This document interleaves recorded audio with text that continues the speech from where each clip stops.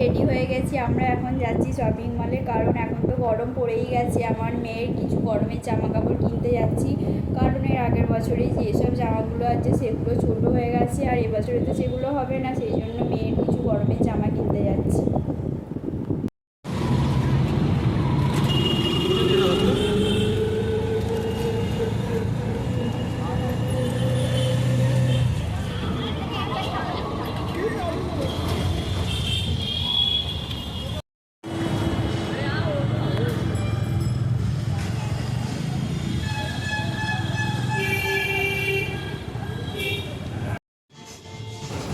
আমরা শপিং মলের ভিতরে চলে এসেছি, আর আমি তিনজনের একটু ভিডিও করছিলাম।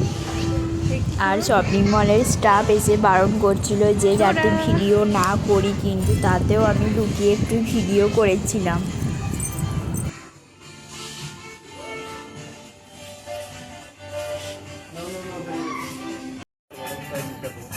এই যে সামনের কালেকশানগুলো দেখতে পাচ্ছ, এগুলো সবই মেয়েদের কালেকশান,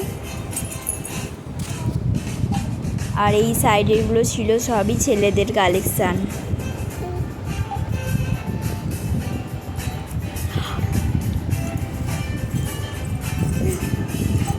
আর তোমাদের দাদা বলছিল যে এই গেঞ্জিগুলো নিতে, কিন্তু এই গেঞ্জিগুলো নিইনি, অন্য গেঞ্জি নিয়েছিলাম।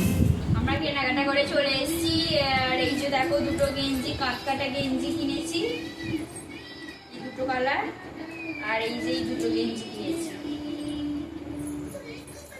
এই কালার, এই কালারটা, আর ওই দুটো প্যান্ট কিনেছি।